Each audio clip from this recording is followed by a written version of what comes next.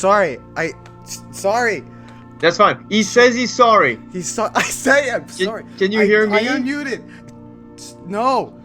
I tried to do a nice intro, but it always gets messed up. I swear. Anytime I do anything nice, it's like just ruined. I know how that goes, yeah. It is. I know, right? Anyways, so let me try this again. Welcome to First Tuesday Talk, everyone. I'm trying to make this a weekly thing. Yeah. So anyway, hi Jose. No, it's not Jose. It's Joe's Gemini. I can't pronounce any name today. What's up, Liam? What's up, Corner? What's up, Robbie? Hi, Dragon. By the way, how you doing? How you doing? Maybe it's Host Gemini. Host Gemini. I don't know. I don't know any of these things because people's names on Twitch are like the most crazy thing on the planet, dude. I can never get it. Can you lower the music volume? Yes, I can. Yeah, like Funijai. What the hell is that? Rip. Alright, so I turned down the music a tad. Alright, cool. So anyways, we're talking to Kevin Giguère. I think that's how you pronounce that. Not sure. Yeah, he's pretty good. I was right. Yeah, Sweet. Better than most. Good. Yeah. Okay, good. Alright, good. Sweet. So yeah, I'm going to try to make this weekly thing, like I've said 3 or 4 times now, because I don't know what to say. And yeah, I guess we'll just get right into it. So we have Kevin Giguère with us today. He's a developer of Our Light Core, JRPG on Steam. So tell us a little about yourself, Kevin. Where are you from? So, as you might hear from my accent, I am a French Canadian. This will feel like a dating profile, but I'm 34 years old. Much older than you are. I'm like double your age. I know, man. that's scary. Crazy. It's like, yeah, whoa. that is scary. It's scary for me. Come on. Yeah, I know, right? Yeah, I have like a decade and a half of programming experience. I'm a programmer by trade.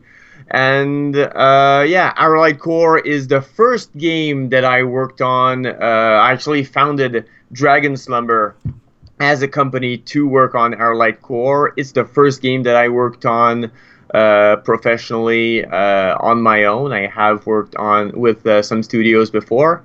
But that is my first game, and I worked on that for about 4.5 years. So I have about 4.5 years of experience. Did you have any experience before that? Yeah, so I worked for a small company that no one will have heard about. It's called Sarbacan, and they did. We did flash games for, when you go on Disney or Nickelodeon and all of that, they have little games that promote their shows.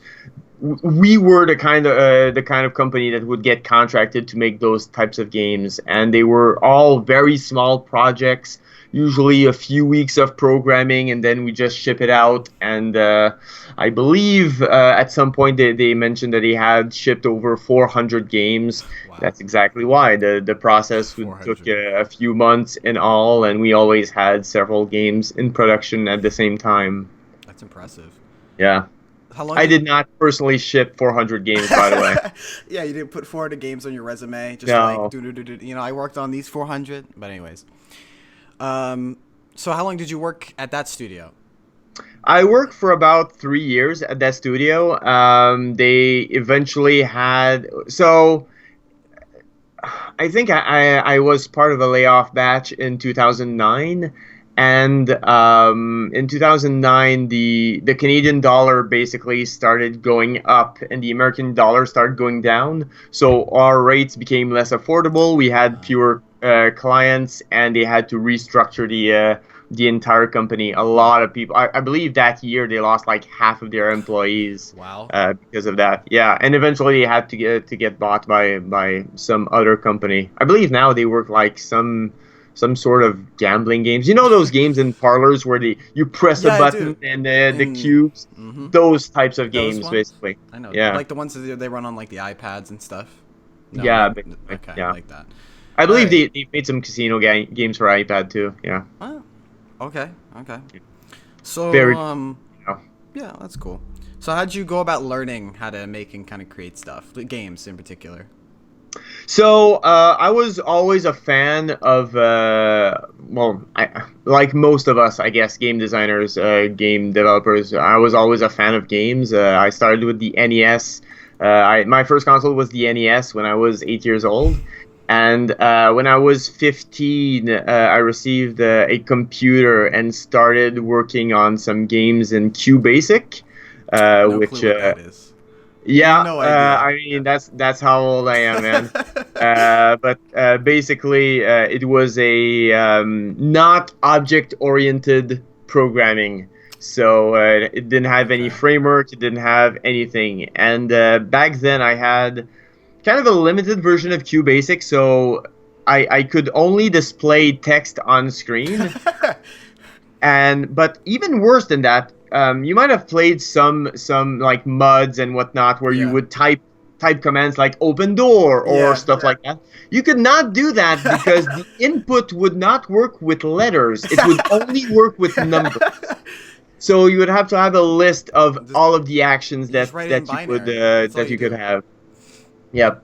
Awesome. And yeah, over time I went to college. I learned programming, and that's technically what my main trade is as a programmer. As far as game development goes, and game design, it's just a lot of reading books, analyzing other games. Watching GDC panels, stuff like that, which really, you learn on the job. A lot of it, Yeah. like school, can only bring you so far, and then eventually you just pop in, and then you just start learning on the job. Now, actually, you mentioned school can only get you so far. How much, or I don't know how to word this, but how much do you think that I would say a college education in programming helped you to get where you are today? Apparently, I am much louder than you right now, Oh, going from Jesus. the stream. Yep. Whoops. Hold up. I can fix this. See, this is why I should have tested, but shrug. Sadly, I was super busy No worries. just before the stream started. Oh, I can't. This has adjust been a it. busy day for me. Okay, I'm turning you down. I think. Aw. Yeah, you should be. Losing the best part. All right. How's that now, chat? Is this better? You just say some random stuff, Kevin. I'll just talk twice as loud. Perfect. Done. There you go. All right. Robbie says it's good. All right. So, awesome. so yeah, back to the college question. How far do you think that actually got you? Like, to where do you think that is a requirement for today's going and getting a degree, per se? So it's hard for me to say because in my case, I feel well. I have a college degree, and I can say without a doubt that school definitely helped me out a ton, but not because of what I learned, because of what the paper says. And so I got my first job because I had a degree. I got my job at Sarbacane because I had a degree. I got my job, my previous job which was a web developer, partially because I had a degree, because the people in the place really wanted the people working there to have a degree. It was important to them. So I feel like that degree for me specifically has definitely helped. It's a shame because I don't feel like school really taught me as much as you might expect. I feel like, they say that school doesn't necessarily teach you specifics, but they just give you a methodology to move forward and how to learn and how to assimilate, how to touch various topics. And I feel like that's more what school has brought me. But even then, I would say that I would never discourage people to go to school just because it did help me out. And furthermore, like I think that as you go to higher degrees and higher, depending on where you get hired and for what tasks you get hired, your degree can matter even more. Okay. Although obviously, as far as being in indie dev and working for yourself, you don't need a degree for that. You can just go into business and just learn the tricks, and just, there are a lot of resources out there to help people out. Okay. Now, going back to forget, I can't even remember what something tech. I can't remember these names at all. But the company you worked at, did many of your coworkers have degrees per se? Did like all of your coworkers have degrees? Because you mentioned it was important to the company. I have little recollection. I Okay. feel like they did. I feel like they did. I feel like most of them did. I remember one or two who didn't necessarily have a specific degree for the task that they were performing, but I feel like I did hear a lot of them went to college or went to the university even. Um, I feel like our scholarity system works a little bit different in Canada than does in the U.S., where Yeah. college degrees I think are a lot more common here, Okay. because it's a 3-year course and it just does cover a lot of stuff. Huh. Interesting. So yeah. Excuse me. No, it's fine. Yeah. So that answers that question pretty well. I guess another thing I kind of wanted to ask you. So you said you worked in a game studio. You worked in the studio that was making all the Flash games and whatnot. Did you enjoy working there? You said you worked there for over 3 years, so I assume that you must have liked it somewhat. It was okay. So the thing you gotta realize, and we weren't necessarily big studio. We were 150 people, but even then it was divided amongst so many projects that every group was about 7 or 8 people at most. One of the things I will say that really kind of turned me off was that you don't get. I was there as a programmer and Okay. strictly as a programmer, and that also meant like there was very little room for input, especially since the projects were so short. So there was very little room for input. You weren't always a part of every stage of the conversation. Like oftentimes, okay, here's the design. This is what you're going to be doing for the next 3 weeks. So I mean, I get to work on games, and it is cool to see a lot of, like, it's fun to finish games. It's fun to release something, and I think whenever you work on something, the best parts are the starting, when everything is new, when you're discovering the project and you're iterating, and you know, that's the fun stuff. And then comes the execution, and then that can be, I think that's the part that a lot of people struggle with. Oh, there's so many other things that I wish I would do, but there's this big chunk of work that'll still last me for several months that I need, or however long it is, which is boring. And then you get to the end where you release, and it's like, oh, it's awesome. Look at this. I just launched a game, and it's so rewarding. Working on small games, you basically cut that middle part a lot, and you do the iteration, and you do that launch. But at the same time, like, I'm not looking back on any of those games and thinking, oh, well, yeah, that game, because they're all kind of throwaway titles, you know? Okay. It's kind of a... Go Yeah, on. it's kind of a... give and take, you know. You gain some, you lose some, I guess. Do you remember any of those titles that you worked on, and were any of them particularly big?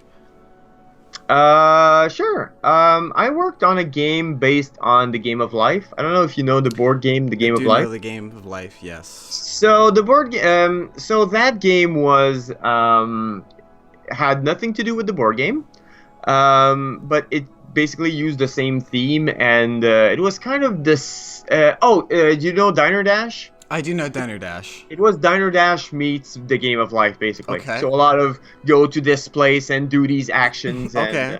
move around. I've done stuff on Avatar: The Last Airbender. I Ah. did stuff on. I used Wonder Woman. We made a game on Wonder Woman that was kind of like Oendan, with the circles you need to click in the proper rhythm.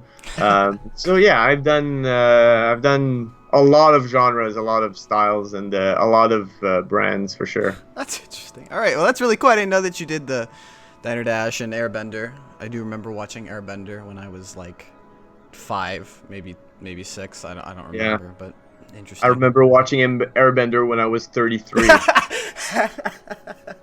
It's still good. It is still good. It's still a good show. I think it's on Netflix, actually. It is, yeah. That's where I saw it. All right, so let's see. Yeah, I answered that. And yeah. So when you're thinking of a new game idea, I know you're coming out with your new game Astral Traveler that's on Greenlight. How do you come up with ideas for those kind of games? Do you just sit on the toilet and it just comes to you, or how does it work? Oh man, how do I not come up with ideas? Is more the question. Oftentimes, like I'll see. So for Astral Traveler, that's a great example. I was watching Game Grumps, and they did a one-off on Sky Roads, which is an old DOS game, maybe like 94, 95, 96, 93, something like that. So they did an old game, a game on that, and I looked at that and I thought, huh. If I took that game and used it with Tempest 2000, that could make an interesting approach to a game. And oftentimes it's just that I'll see a game or I'll think of a theme and it's just, oh, I could do this, but then twist it around. Like I hear a lot of people say, oh, I don't know what to do, and I have the opposite problem where I know too much what to do. You know, I could basically come up with a game design. A game design a week, a game design a day, really. Okay. So, I find that inspiration is really everywhere. But I love, I'm a huge fan of retro stuff, as evidenced by Our Light Core as well, which is a JRPG very much in the vein of the old SNES Final Fantasies. And I love to look at those old games and think, okay. Oftentimes, I find that there are a lot of really good ideas that kind of got lost over years, and then you bring them back and they're fresh again. Or you can bring back specific elements of them, and that's what's fun about. You can build around that, even if it's not specifically how it was made 20 years ago. So just find inspiration everywhere. Old games, a lot of Let's Plays. I watch a lot of Let's Plays, That's and an those interesting note. can bring a lot of ideas as well. Okay. Now, with these ideas, how important to you personally? How important do you think it is to be original and kind of separate yourself from the, I would say, plethora of games coming to Steam? You know, all these other platforms.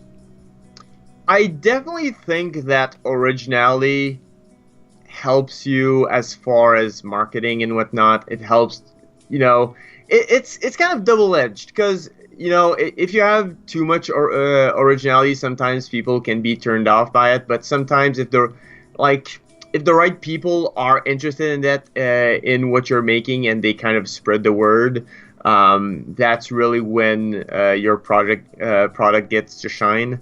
I recently started watching a Let's Play about the game Everything. I don't know if you know that game. I've never heard of that game. Tell Yeah, us a little bit about it. Well, what's Everything? So let me tell you about Everything. Everything is this weird game where basically you start off the game as something, let's say an animal. And then as you walk up to other stuff, be it grass, other animals, trees, mountains, you can become that. Okay. So and then, now you're a mountain. And then, so it has this weird traveling system where you even as a mountain, you can continue to walk along and kind of discover cliffs. But then, now I'm a mountain. Oh, well, now I can become a planet. Following presentation. Oh, I'm a planet. Oh, now I'm going to become the galaxy. For immature oh, I'm a galaxy. What's bigger? And then the opposite is also true. What is smaller? Okay. And that's a really different kind of idea. Really, you know, I've never seen anything like that. It's not my type. I'll be honest. It's not my type of game. Okay. But it's the kind of game that I'm seeing gets a lot of traction because it's new, because people have not seen something about it, and because it has this kind of quirky presentation that is intriguing players. So there's definitely, like, especially amongst indie devs, there's a lot of value in going original, I think. Okay. That's interesting. Now, if you were working on a game with, I guess I wouldn't say that it's not original, but if you were working on a game that's similar, maybe has its own twist, you know, similar to other games that are on the market now, how do you kind of get that? How do you separate that game that is similar Well, it is similar to these other games, similar genre, maybe even Sure. similar gameplay. How do you separate that from, or how do you know what I mean? You know what I'm trying to say? Yeah, yeah. Okay. I think, and there lies the question really, because last year alone, like 16,000 titles came out on Steam, and as we all know, there's like thousands that come out on mobile platforms every day. Yeah. So how do you distinguish? It's tough. I don't think there's any specific solution on Arrowlight Core. I don't feel like I've really succeeded in getting that message across and in building up that interest. I think that you need to really use all of the venues that are available to you. You need to get in touch with people. You need to we're in a generation of gamers where it's very gamers want to know. They want to know about the making of the game. They want to know about the devs. They want to communicate the devs. That's one of the great things about Twitch, really. It's that we get to communicate directly, and they get a sense of not only what the game is, but maybe understand why the game is that way through the developer as well. And then you have other resources like Facebook, Twitter, Yeah. Reddit. You have conventions. You have, that there are so many different venues, and you kind of have to do all of them to get a glimmer of hope that maybe you'll get noticed. But ultimately, what I would say is you need to wow people with the way it looks. The more That's the truth. Because it sucks to say, but even if the game plays great, if it doesn't look great, and there are games that manage to overcome that. That's true. That's very true. I think Undertale is a good example of that. Exactly. Yeah. And Undertale has become such a huge phenomenon. Man. And that I think Undertale just shows you the power of word of mouth. That people say it's amazing, and then it spreads and it spreads, and it's nowadays it's a lot about influencers as well, streamers, YouTubers, all of that stuff. When those people start playing Undertale, they reach a large audience, and that game blows up even more. So it's just there's no single solution, because it feels like every type of product or game has an opportunity to shine. You just need, a lot of it is you have to be at the right place at the right time and have the right game when you meet those people. And I do want to talk about Twitch a little bit later, not right now. But you mentioned you got to contact a lot of people. You got to get in touch with these YouTubers, get in touch with these big influencers. How do you go about doing that? Do you just write them an email? Is it as simple as that? Yes, absolutely. Write email, contact people. Same with the press. You want to get you want to get the word out there to have your game reviewed. Contact the press. Don't be annoying, and don't send them a mail or a day or anything. But yes, it's kind of the same. You want to establish relationships. You want to get to know people. You want to you want to help out as well. The people, everyone has a project. Everyone is working on something, and for us, it's making games. For a lot of other people, it's building a game website, for instance, or building a game review thing, or this or that. And we can definitely. There's a lot of opportunities to work together and to help each other out. And when that happens, everyone's a winner, really. Okay. And as far as the big publications go, it's a little more difficult because they have more choices, so they can be more selective. But I'd say, contact people. Make sure that when you contact people, be precise in your information and give them all of the details that they need. Like, you need to have a press kit. You need to have a Yeah. series of screenshots. You need to have a trailer. You need to have bullet point features of your game, because Okay. that's all stuff that reviewers can take and even if they don't make a big feature about your game, and even if they don't do an interview or a review, sometimes they will just take the content that you give them and they'll put it on their website. Okay. And it doesn't take them a lot of time. But it still gives you exposure, Yeah. So all of these bits really matter, and that's all the that can really help. Every inch counts. Exactly. Anyways, I also do want to mention thank you for following the stream, Render Tech UK. We appreciate that. So moving on. So what types of programs do you usually use when you're going about making a game? What IDEs are you using? What engines do you like to use? So the people who follow my stream will know what exactly is the most important tool every designer I already know where this needs is to going. use.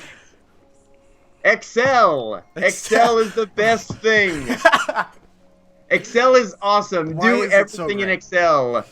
Why is Excel so fantastic? I absolutely love Excel, because Excel is a great, easy way to structure your data.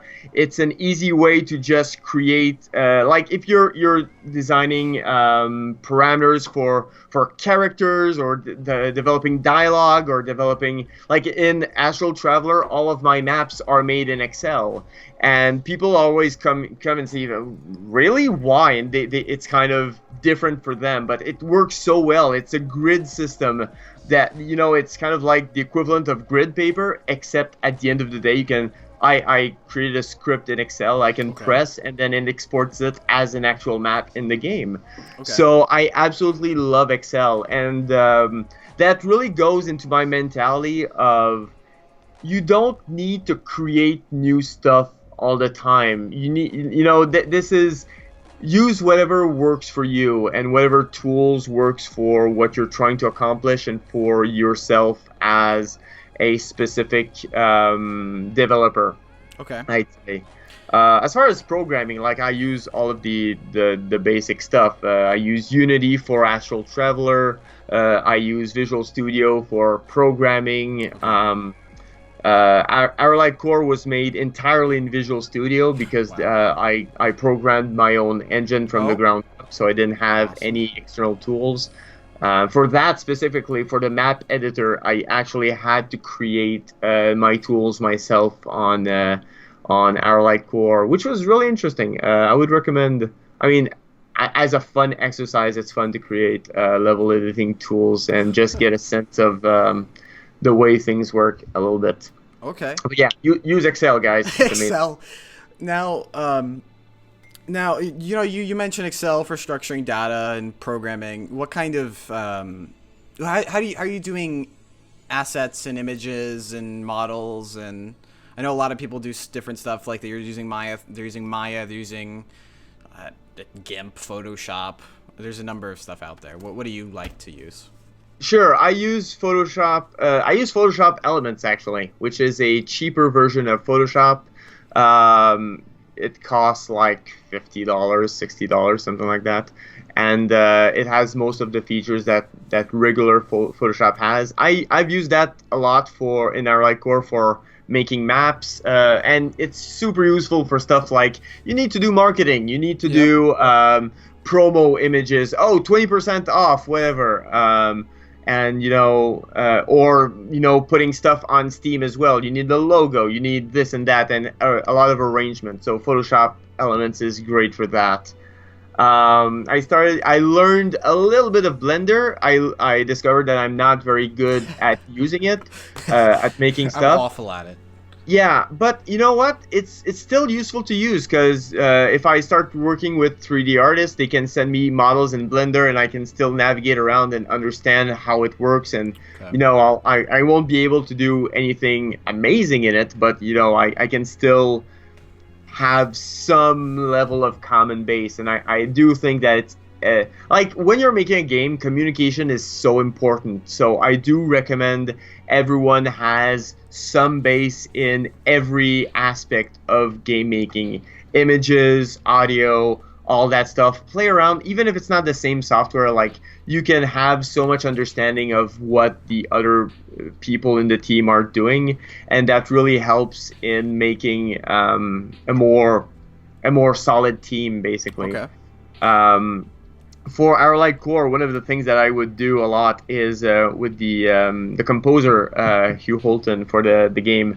I would he would send me samples, and I would go in Audacity, which is a sound editing software, free sound, exactly. And I would go in there, and I would just try stuff out, and I would chop bits up and move them around, and then when I would get back to him, I could give more precise ideas of what I liked, what I didn't like, and be really specific because I had tried some of that stuff out myself as well. Okay. Now, you mentioned communication and building teams. How do you go about communicating with people? Is you just using Skype, or and kind of like, and with that, how are you communicating with people? Do you find that one program is better than another for team projects? I know there's Slack. Slack is a big one now. So I'm in a bit of a different situation because for our light core, I was the only one everyone was talking to. Okay. So it all came back to me. So I didn't have a team management software. I just used email, a lot of email, and we would sometimes communicate through Skype, but usually it would be emails to communicate. And we would transfer files through stuff like Dropbox or Google Drive or platforms like these. For Astral Traveler, I am working with someone. I'm working with Bora Janelle, who's in the chat room right now. Yes, actually. And it's Liam Japheth, for those wondering. And in his case, it's we basically met through a indie game dev Slack group, which is, they have over 1,000 people on, like 1,500 on that group alone. Wow. So we kind of met through that, and that's our main way of communicating. Okay. We also use Skype. We use Skype a lot because on this we are partnering. Yes. Together, so a lot more communication. We use iStream, and sometimes he'll drop by my stream. Oftentimes, even he'll drop by my stream. Sometimes we'll do a little talking right there directly. So I don't have any, like I never worked with more than 2 people on my own project, so I don't have a specific team thing. Maybe the other thing I would mention is Asana. I know a lot of people love Trello, but I'm not a huge fan of Trello myself. I'm not a huge fan of the way information is presented. But in the same type of software, there's Asana. And the funny thing is that Asana, in a way, the reason why I like it, it's kind of close to Excel, where it's all lists, and you can kind of have a specific point and break it down into other points, and then you can check things off once they're complete. Okay. So I'm a big fan of lists, me personally. So that's one tool that we also use to kind of exchange points. Okay. Well, that's interesting. Now, and you also mentioned you stream your twitch.tv/Dragon Slumber.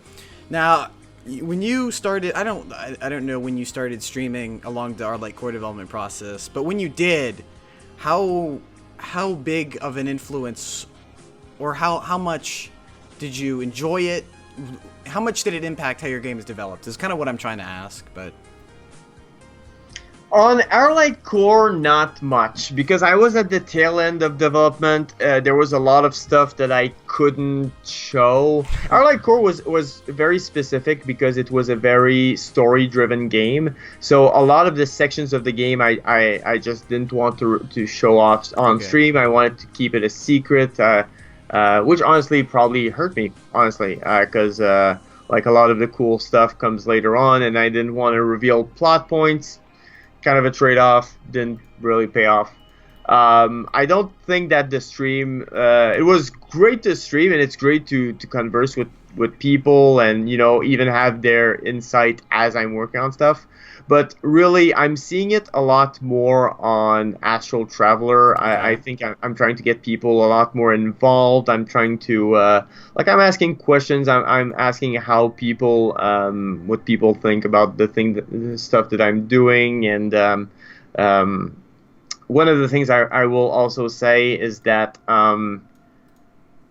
I feel that my stream is, even though there's dev happening, it's kind of half and half, where okay, there's some dev, but it's very it's very, as far as the conversation goes, it's very casual.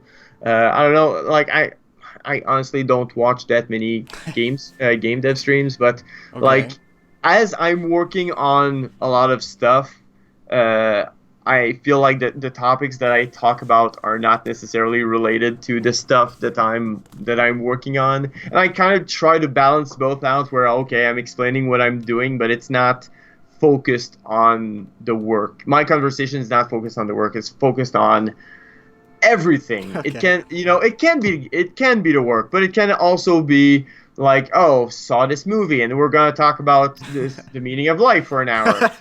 Anything, Yeah. really anything goes, and it's I really try to make it like entertaining and fun, and just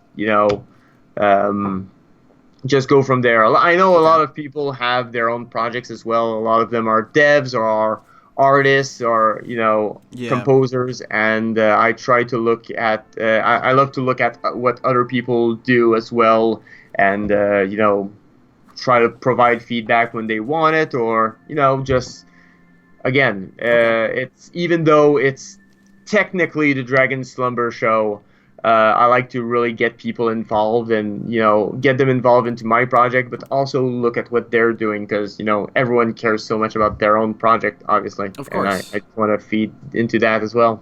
Okay. Well, yeah. Well, that kind of answered my whole Twitch question. And so, when you're developing, you're sitting around, you're working on maybe a new feature. How do you go about? You say, okay, I want to add this feature.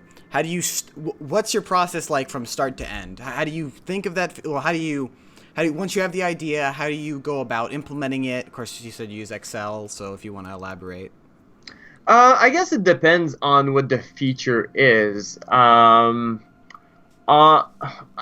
guess both projects I kind of did the same, where if on Arrowlight Core, when there was something missing, the designer part of me would complain to the programmer part of me, and then the programmer part of me would go, okay, then it would just implement that thing, so the designer could just be yay. On Astral Traveler, it's kind of funny because I am not the main programmer on the game. Bora is, so he gets to hear me whine constantly. that suddenly that inner monologue became an outer monologue, real. And he just go, okay, and he's the guy who goes okay, and then implements the thing.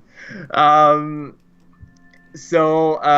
but that's kind of the thing where I try also to look at the scope of what I'm doing, and don't just jump on features because it would be cool to add that. Ask yourself, okay, there are consequences. You have to implement the time to implement it, the time to balance the feature, the time to there's going to be bugs that's going to arise, and the one of the important questions is also, how much do people care about that? Because I think a lot of it is, that would be cool. Yeah, but will people miss it if it's not there? Good point. Sometimes absolutely, and sometimes that's not the case. And when it's not the case, I think it is worth to say, well, I'll put that as a maybe if there's time at the end. And we do definitely do that on Astral Traveler, especially since that is a much smaller scoped game. So a lot of the stuff that we talk about is, well, we'll try to figure that out at the end if there's still time. Okay. Yeah. Keep scope realistic. Like, it's so easy to. It's so easy to to blow up the scope of your game and just Exactly. you want to be everything in the kitchen sink, which that's admirable. That is awesome. But at the same time, like you theoretically don't have infinite resources Okay. either to dedicate to this, and there is a point where there isn't anything more to be gained from forcing on some of that stuff, I'd say. Okay. Yeah, I was gonna ask, but I was gonna ask about the scope, but it seems like No, go went ahead. right into. I was just gonna ask how when you're looking at scope, how important? What's the balance? You know what you want to say. Let's say you have. You're looking at it from like a 1, maybe 5 person. Okay, so it all depends on your team size, more or less. How important is it to think you're to scope down as much as you can and to kind of consolidate it, but not shrink it so much to where it's not any fun? I think you need to look at your game, and I think one of the first things that I did for Astral Traveler is I decided I want to make a $5 game. Okay. And the scope needed to be adapted to that. And I think that's kind of what you need to do as far as scope is just determine what is your game, what is your expected price point, how much time do you want to work on that game, not in terms of days, but in terms of actual hours. Because if you're spending an hour a day, obviously that's different from spending 8 hours a day. Yeah. But just be realistic about how you envision not only making the game, but how you're gonna launch your game, who you're like, and it's a business. Making games from a professional standpoint, it's a business. In my case, this is my full-time job right now. Yeah. I'm trying to make a living out of this, so I need to be very realistic with the scope. I need to be very realistic with with all of the features that get inserted, and I definitely think there's a difference between features that would be great to have, but no one would miss it if it wasn't there. Okay. It's just that great idea that you had, or stuff that people will miss, and I think those are usually more important to look at and just figure out. Okay, well, do we need the specific feature, or can we kind of not necessarily ignore it, but features are there to oftentimes to solve specific problems. So you got to ask yourself, how will my game solve this problem? And I'm gonna give an example of that. Sure. I was watching a video about creating map level designs, for instance, for a game like Uncharted. Okay. And they were showing a sequence where the character needs to kind of escape enemies along a rooftop, and just jumping from point to point and just following the line that the designers created. And so you need to tell the player where he needs to go. Okay. And one of the ways to do that is draw a line on the ground, and some games do that. They kind of draw a specific path. But another way to do that is to use color. Oh, there is color in this section that denotes that you can do this specific action. Actually, in Doom is a great example of that, where most ledges that you can hang off of or that you need to jump to, a lot of them have green lights. So it's just a way to catch the eye. So you don't need to have a glow on the edge. You don't need to tell the player there's an edge. It's just integrated within the level design. Okay. That does take time, and that does take a level of cleverness. But I think every type of feature, you can ask those types of questions, and oftentimes you don't need to add an underlying system. It's just the way you present it to the player that makes it either more complex or less complex, or more. You can make it seem like more than it is sometimes. Okay. And before I jump into talking about Arlight Core, you said you do this full time, right? This is your full time job. How Yes. many and you talked about hours a day and versus spending 1 hour a day versus multiple. How many hours a day on average do you think that you spend working on a game? Or I think Astral Travel, that's your current project. I don't know if you have anything else. Yeah, I am. Astral Traveler is definitely my current project, my main project.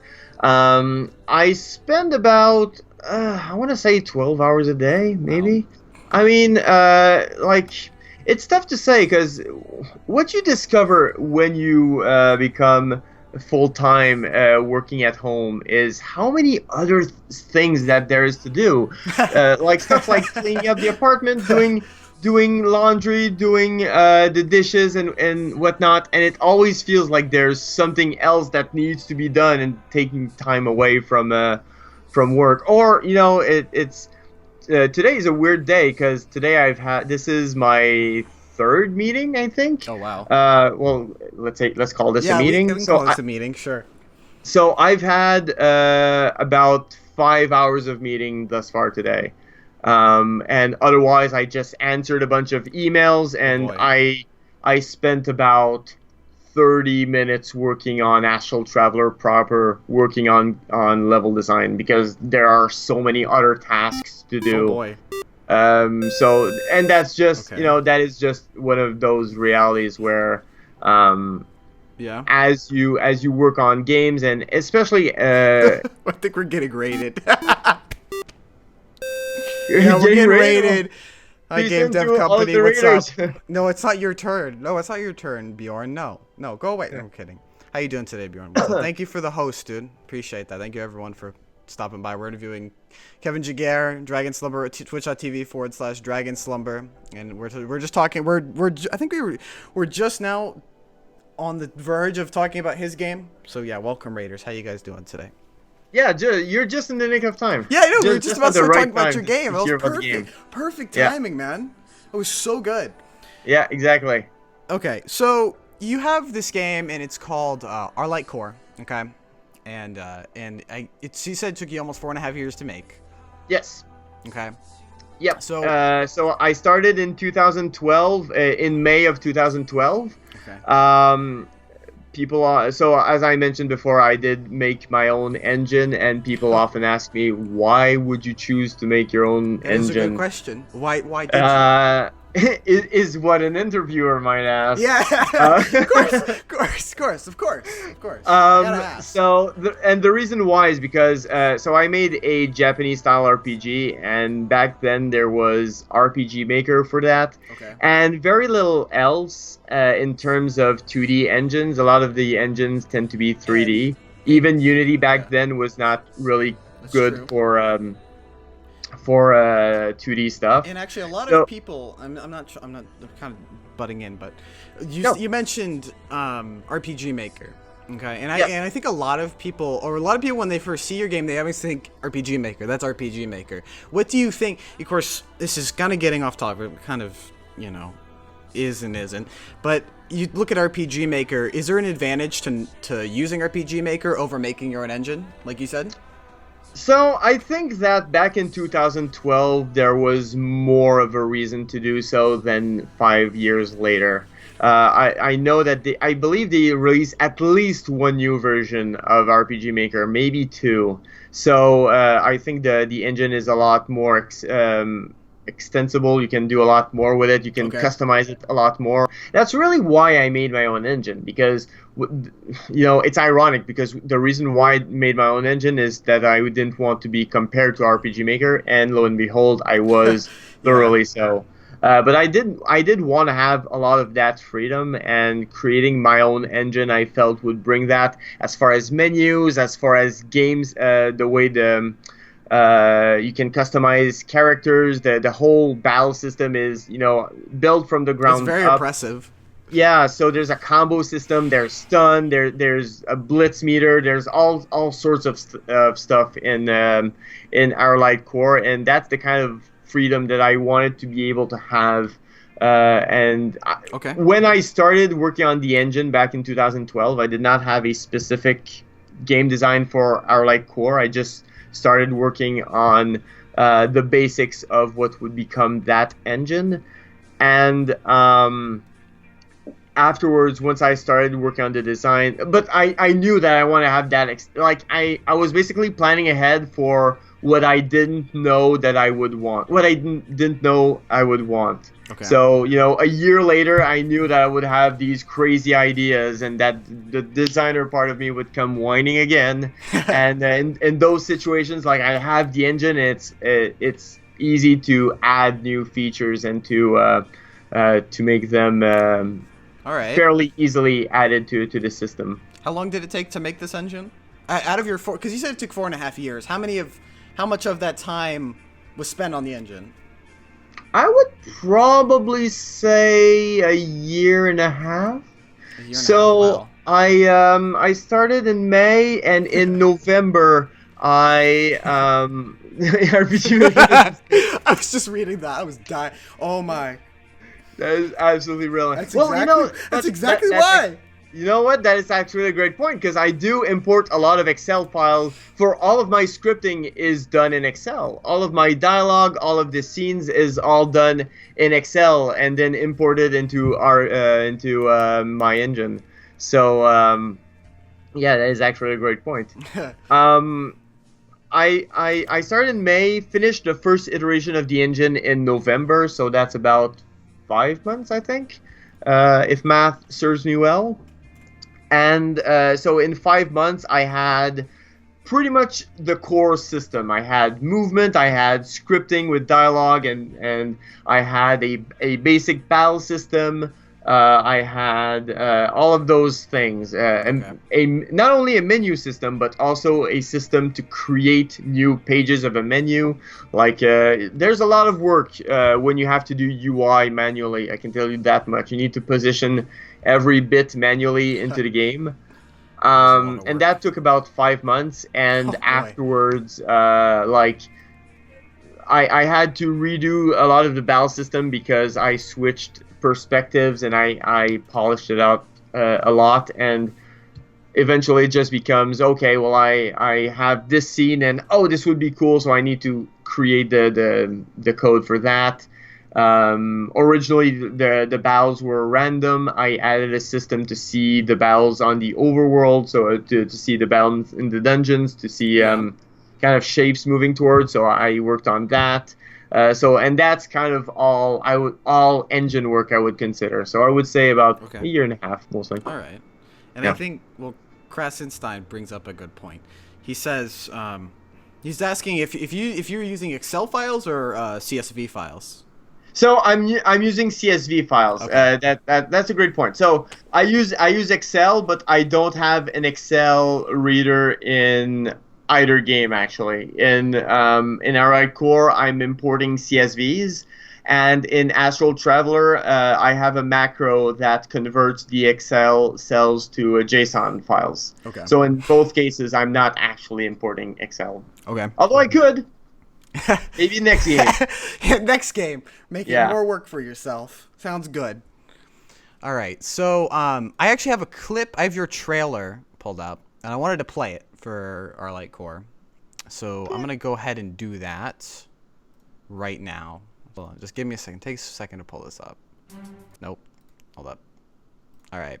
I'm going to play that now. So this is Kevin's game. He worked on this for 4.5 years, our Light Core. You can actually buy it on Steam. I don't know if you want to grab your Steam link and put it into the chat. You're more than welcome to.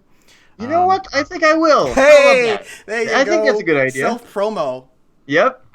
Anyways, all right, so I'm going to go ahead and play the clip now.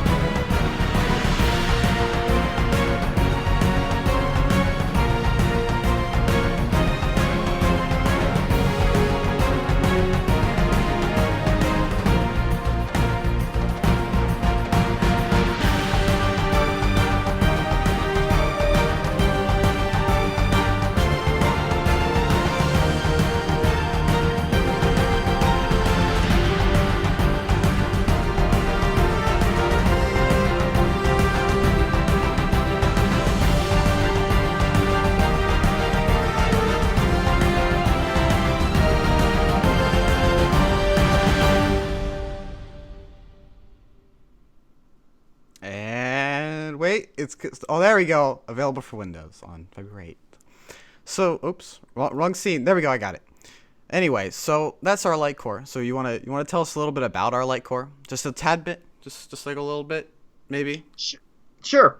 So our light core is this story of Carden. Carden is a blacksmith from the mountain village of Ariel, and he's next in line to become the master blacksmith of that village. And basically, he doesn't feel ready to the task, so he decides to go off on an adventure and to discover other smithing styles and become a better blacksmith.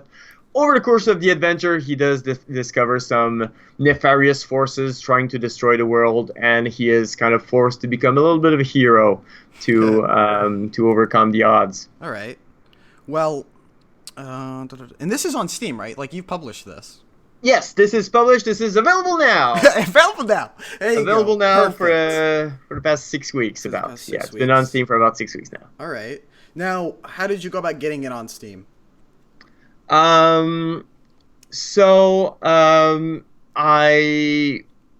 put it on Greenlight, basically. I put it on Greenlight in 2015, I believe, early 2015, and it took about 4 months. Did a little bit of promotion and just trying to attract people to see the game and take interest in it.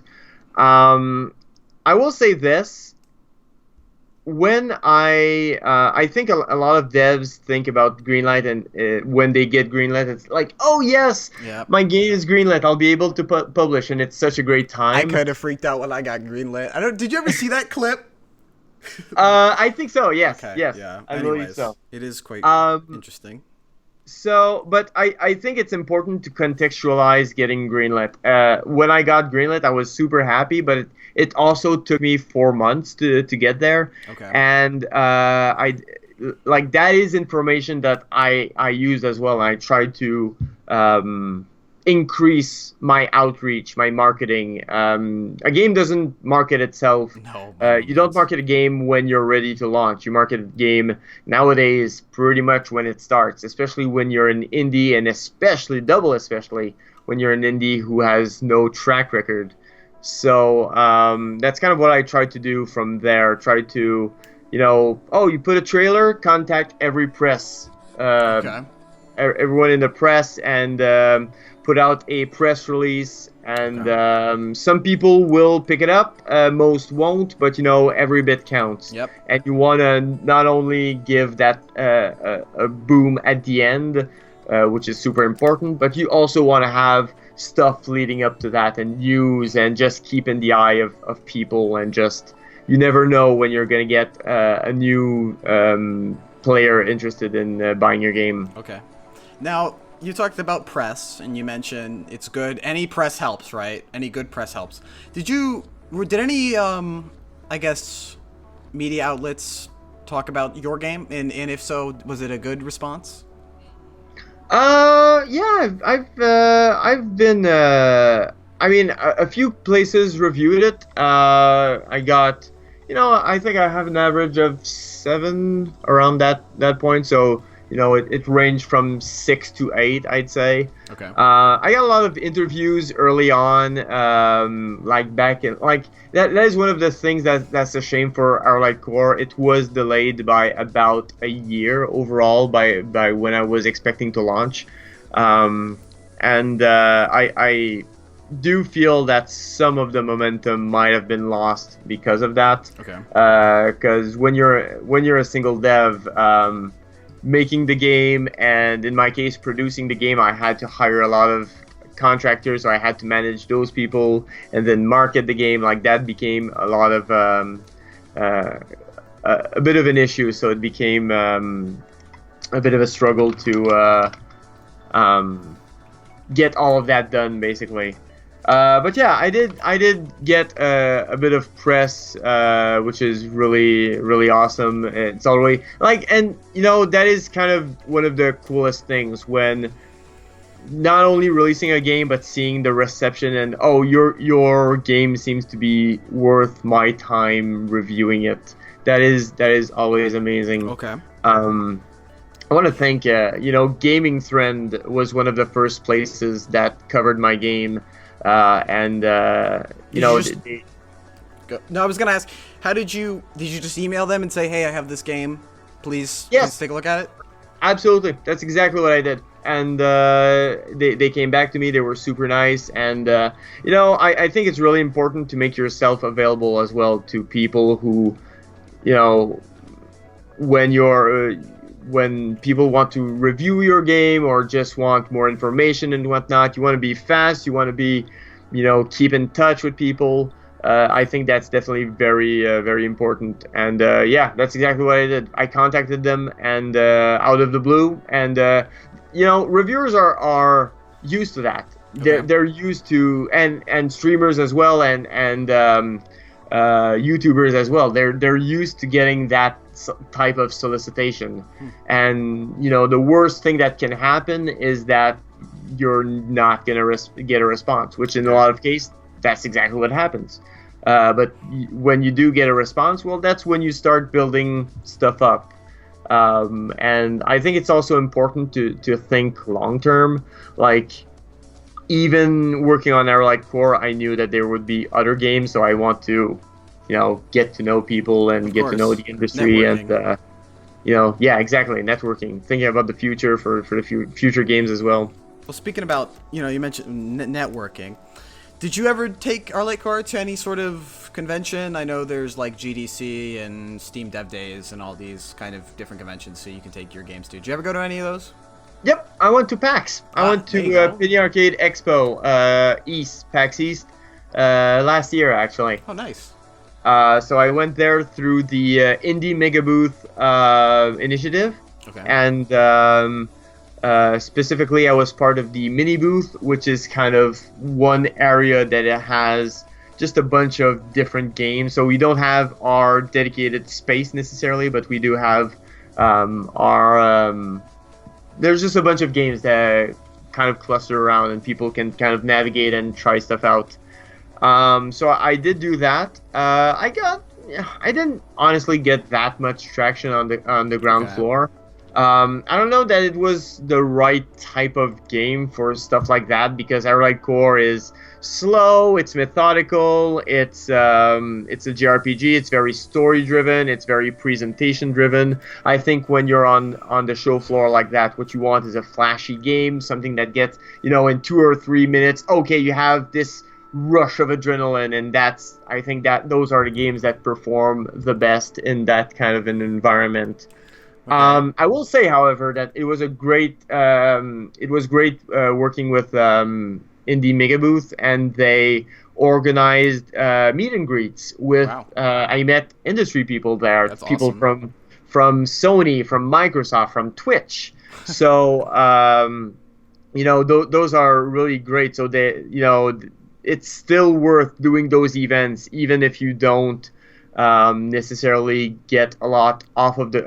Actually, you know what? I met my distributors. I have this a distributor for Arrowlight Core on various other platforms. On Steam, I'm on my own publisher, but on other platforms, I do have someone taking care of things. I met them at PAX. Okay. So there is still value there, even if you're not necessarily gathering up a storm for gamers. You're still meeting industry people, and you're still in the long term building something with fellow devs. And you say distributor. Do you want to clarify what a distributor does? Because I mean, Sure. It's I guess it's everyone says, oh, I have a distributor. It's like, okay, what does that mean? You know what I mean? Sure.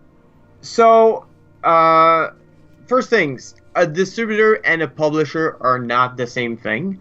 When you have a publisher, they will oftentimes contribute to the project in some capacity. It might be marketing, it might be direct financing for your game. In the case of a distributor, it's more like it's kind of a liaison with kind of stores. Okay. And on my own, I felt that I could reach a few places, but with a distributor, there was just an opportunity to reach a lot more different online venues. So Allied Core does become more visible that way throughout the numerous other stores. Steam is the most popular, but there are other other venues, and you can do something with that. What other venues is our Light Core available on? I honestly have to type Allied Core into Google. Let's see. Let's find out, actually. A lot of these are.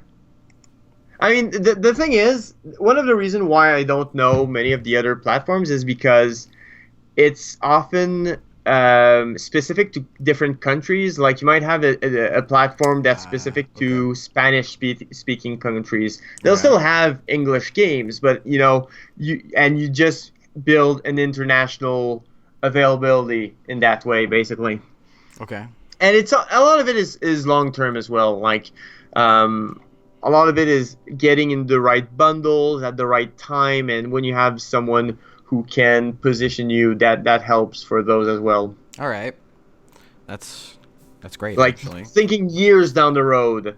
Some of it is like planning for the game years down the road, because a game doesn't just sell the first month or 2 months or 3 months or 6 months. Like it'll still be on sale 5 years down the road, and you can still do stuff to promote your game or to position it properly at that time and create opportunities. Okay, that's So, and now a couple of people even in the chat had mentioned, I personally, I like the art style. It's really great. How'd you go about getting the art assets? I know you've mentioned it before. You had some trouble in the beginning with getting some of the assets. I don't know if you want to talk about that, but how'd you go about getting all these assets?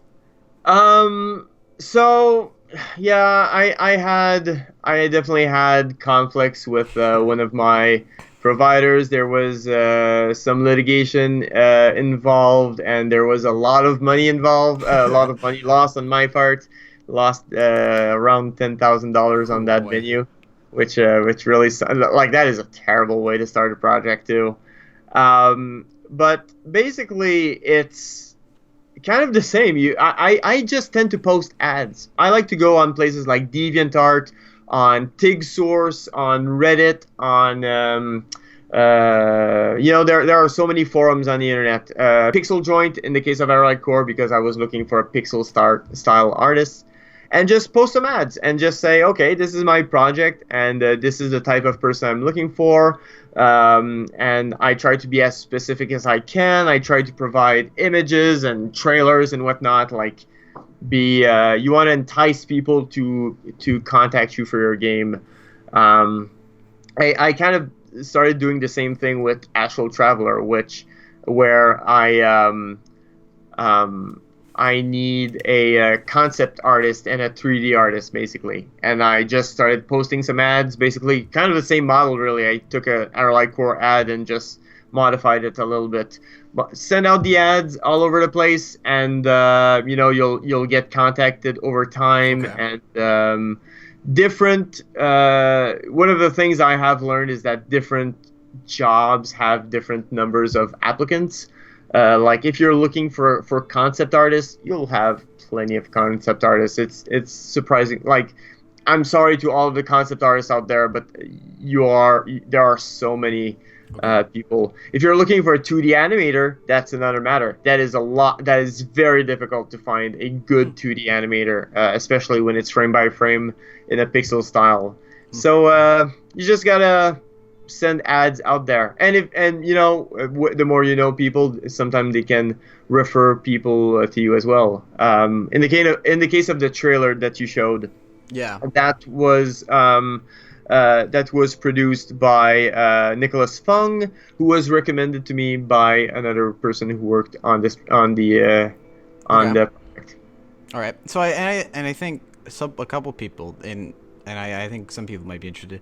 Do you want to talk about what happened, how you lost $10,000 during the course of the process? I mean, totally fine if you don't want to talk about it. But no, that's fine. I mean, there's also a blog post on. It's no longer there. There used to be a blog post on Dragon's Number. I recently changed the layout of the website. So, basically what happened is that I hired an Indian firm And I hired them to do a lot of like they had good references, they had good examples of the stuff they did, but either I think they told me that they were going through a rotation of personnel because someone had just quit and there were issues. Anyway, it was a whole story which should have raised a red flag in retrospect. Oh boy. Hindsight is always 2020. Yep. I paid in advance, which clearly was way too much. And they produced absolute shit. Can I say shit on your stream? I mean, I would prefer not, but Okay. You know what I mean? I don't know. I just try to keep it G. I understand. Well, using keyboard lingo, they produce okay. absolute shift. Okay. And it was really terrible work. They were very, and it was very polite and nice and whatnot, and very positive and whatnot. But the work was just, and then over time I discovered that some of the work is actually good. Oh wait, it turned out that they just basically recreated exact replicas of stuff that's in RPG Maker of all things. That was just a terrible ordeal, and honestly I almost quit the project at that time. Wow. That happened around summer of 2013, so I almost quit the project at that time. I was so down, and the reason why I didn't is I had them, and I had Narissa Dyson, who did a lot of the initial work for the monsters. Okay. Monsters look absolutely amazing. They you guys are great. have seen it. They're all unique too, right? Every single one of them is different. There's no reskins. There's no reskins, exactly. So there are... Oh no, here it comes. Like, some reskins, and by that I mean that it's not huge changes. They're actually different. Like, you might have a lion, and that becomes a manticore, for instance, because you add it. So it's the same basic animation, but it is different. But honestly, there are over 100 different monsters. Wow. And I believe with the reskins, it might go to 130 or 140 or something like that. That's pretty impressive now. Yeah, and especially when they're all they're about 40% of the artists who worked on the game were for the monsters. Wow. There is so much work that went, and that is the bulk of my cost too. That there is so much work that went into those, because they're all animated. They have a few attacks. They have their death animation. They have all of that stuff. When if Narissa had not been on the team at that time, and had not produced those amazing monsters, I definitely think that I would probably have canceled it altogether. Oh boy. That would have been worth it. That is, yeah, wow. History would have been vastly different, and we would not be having this conversation. I just had a question in my head, what was I gonna say? Crap. Well, I guess it doesn't matter now. Cut to a commercial, quick! Yeah, no, go! Okay. Okay, no, I already did that, blah, blah. Hey, oh, yeah, here's what I was going to say. So, and I think a lot of people, this happens to them, especially people just working by themselves. They'll get to a point where they're working on a project, and they say, this is too much, I don't want to work on this anymore, I should just quit. How do you overcome that? You said you had the similar experience when the Indian firm cost you $10,000. Yep. You suck it up. I mean, it sucks to say. Yeah. But that is kind of the truth, where you just have to. There's no magic method to doing so. In my case, one of the things I will say is, I never want to be the weak part of a team, and even though I say, oh well, this is my project, well, yes, but there's still 20 other, in the case of Our Light Core, there's still 20 other artists who worked on it, and it's even though like I paid for those services, I don't think it's fair to throw that work away. Like that's Yeah. amazing work, and it deserves to be in the game, and it deserves to be properly presented. Like I want to do a better job because I want to showcase their stuff properly as well. Um, that is one of the things that drives me, and just you know I love games, and it I think it becomes easier. Like the more you work on stuff, and the more you work on project, and on that middle portion that I talked, that less fun, let's say, middle portion where it's just a grind and um, you just get things done.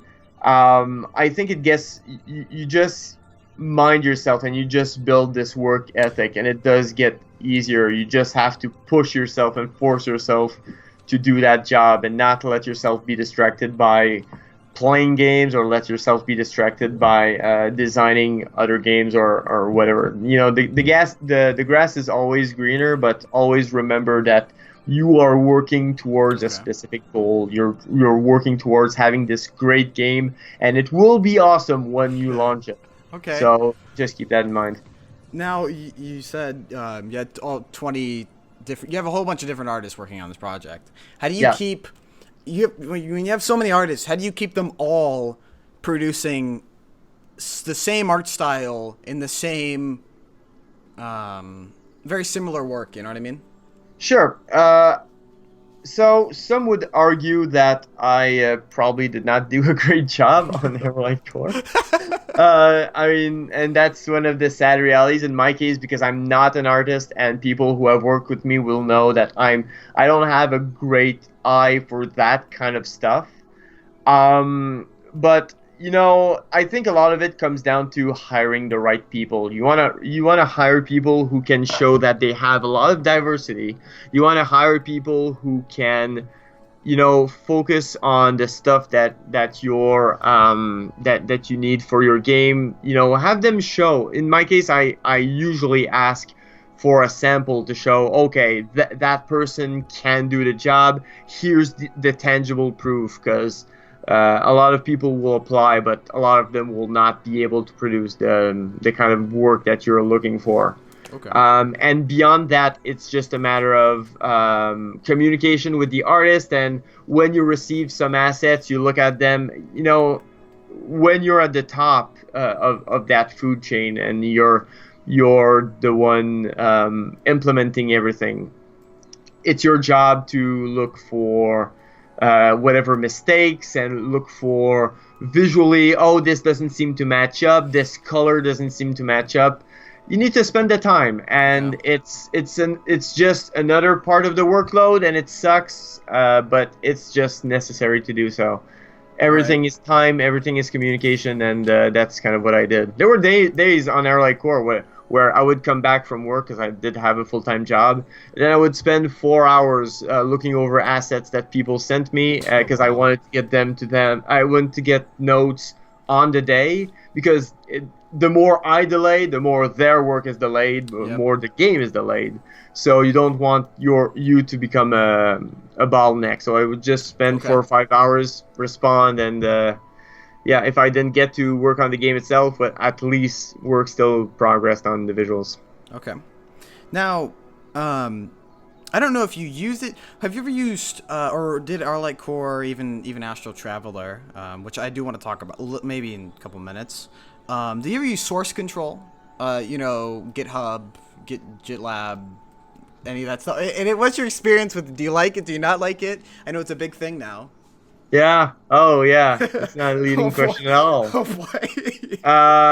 I mean, again, people who join my stream will know quite a bit about that topic. On Arlight Core, I did not use any source control, which boggles the mind of many people. But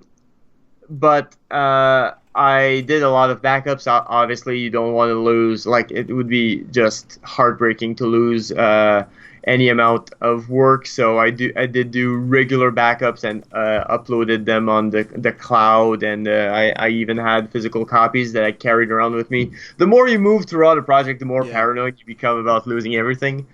For Astral Traveler, it was a little bit different because I wasn't working alone. I was working with Bora, or I am working with Bora. So we do need a way to merge our work together. So we are using Git, Okay. and it has caused a lot of frustration on my part. It usually Uh, does. I'm going to be honest. If for the next project I work alone, I'm not going to use Git. Oh, okay. That is just a fact. And Okay. it feels like the kind of thing that's very taboo to say amongst programmers, and maybe it is. Maybe it's my work structure is incorrect, and this and that, but in the end, I feel like Git has been a constant source of frustration for me, and just becoming like, and I don't really use it. That's the Wow. bottom line for me. I feel like people, whenever I hear people use Git, oh yeah, I was having this issue and I rolled back and I did this and I did this, and I'm not doing any of that. All I'm using Git for is to merge my copy with Bora's copy. So ultimately, yeah, I'm not big on that. I'm Okay. just big on do the job properly the first time. Don't And need to roll back when that happens. okay. And when you're working on Arley Core, you said you weren't using source control, you weren't using anything. Have you ever? Well, what did you use to back up, per se? Like, was there any sort of specific tool that you used to back up? And did you ever need to roll back? Was there ever a time where you're like, I messed this up, I gotta roll back? I think I rolled back once. There was this one time where I tried to convert the code to FNA, which is kind of, well, so RLI Core was built on the XNA framework, which is made by Microsoft. It's compatible with Windows and theoretically with Xbox 360, but it's been discontinued. So Arley Core's coming to Xbox 360 then, right? Oh yeah, like it's coming out for Sweet. Atari as well. So, Oh, there you sweet! go.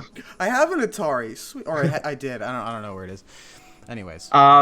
So, but yeah, it's been discontinued since, and nowadays there are a few branches of it, like FNA, which is compatible with Mac and with Linux.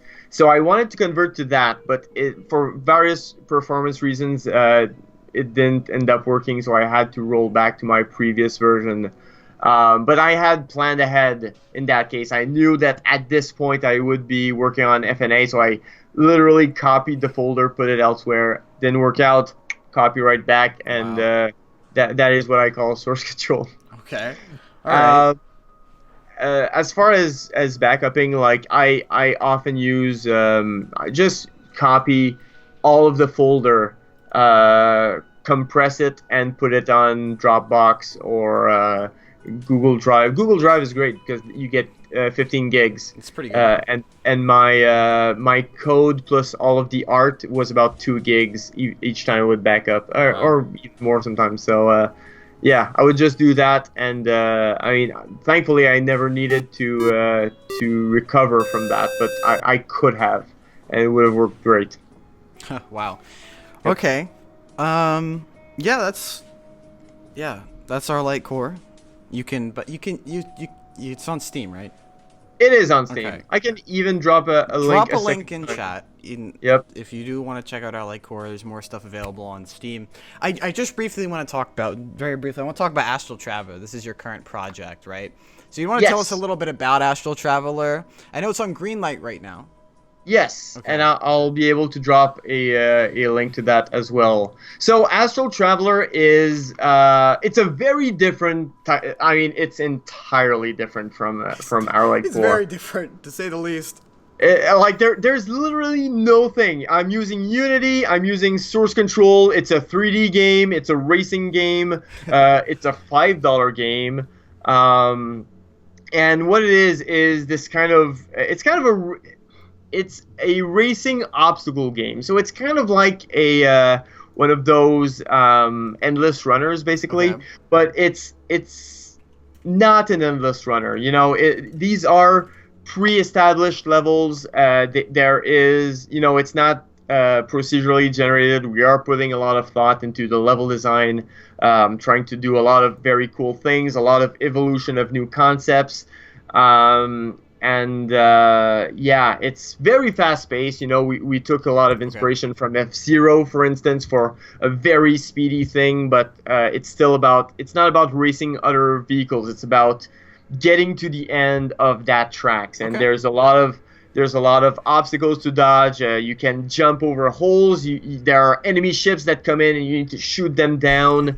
You can kind of phase through some objects, so there's these kind of blue objects that you can phase through for an extra boost of speed. So, it's super frenetic. It's super fast, and I think it's really fun. And it's super tough too. Like if you guys are looking for a challenge, oh boy, that is going to be the game for you guys because like I'm excited to I see it.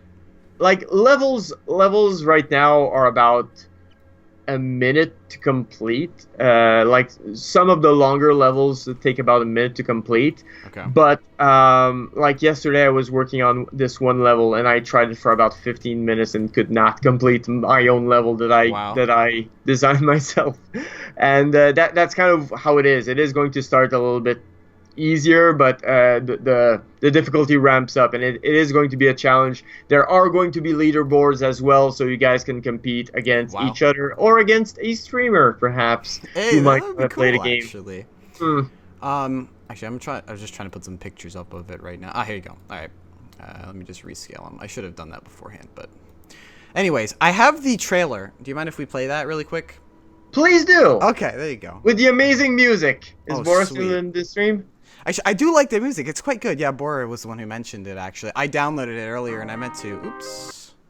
All right. Anyway, so this is Astral Traveler. This is your current project right now. You can vote for it on Steam Greenlight. Let me play it right now.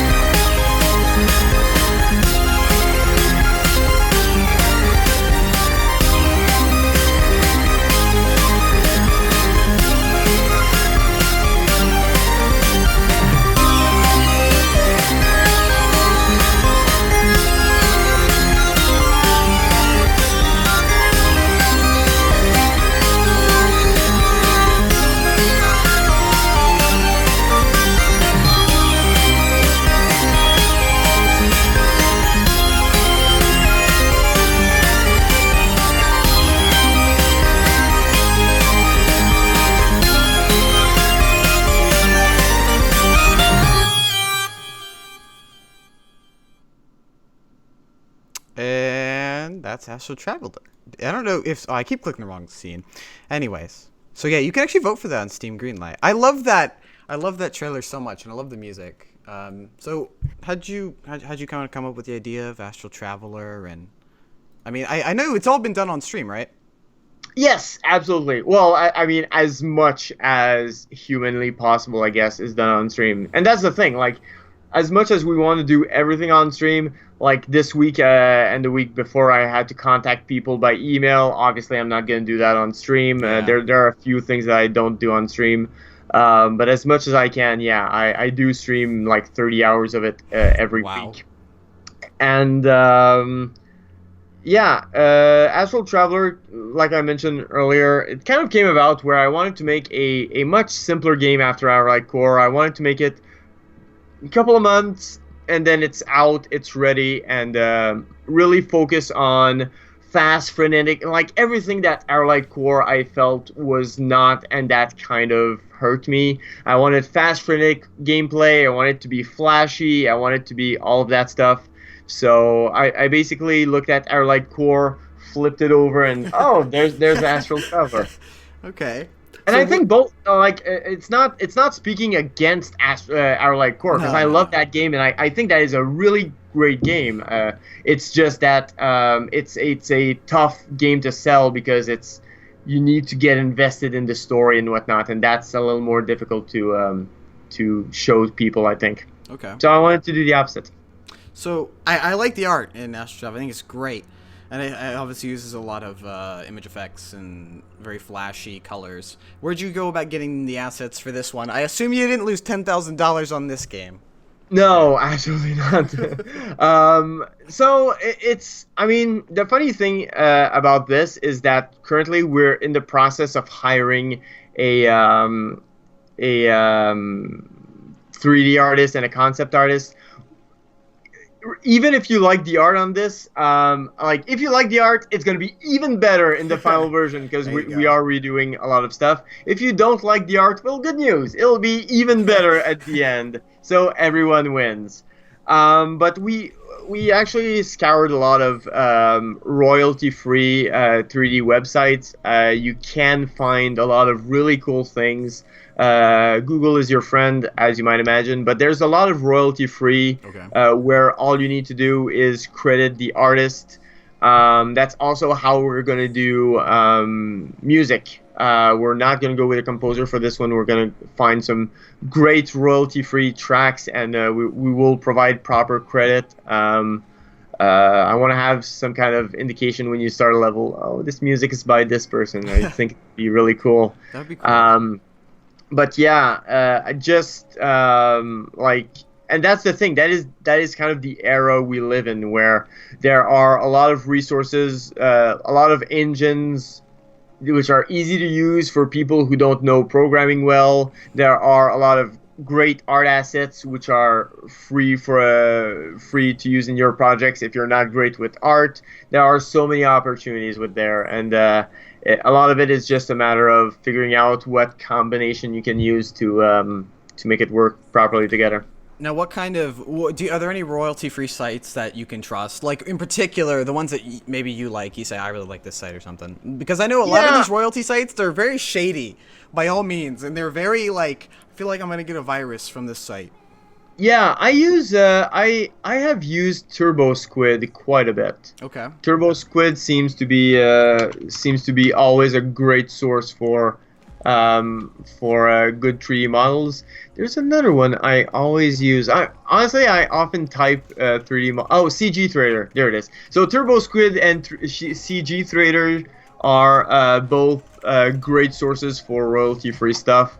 They don't just do royalty-free. They have a lot of paid stuff as well. So sometimes it might be worth to spend $1, $2, $10 for like hours and hours of someone else's work, you know? Yeah. So, but those are definitely great resources. Okay. And perhaps one other trick I might propose is, and this is something I did not know that Bora made me discover, LUD textures, which are kind of not shaders, but they're kind of, you know how they kind of recolor your scene, and Yes. you can use LUD textures to really make different areas, different environments fit different moods. It can bring up the brightness of a scene. It can make a volcano scene a little more red, and it just helps so much to use those things.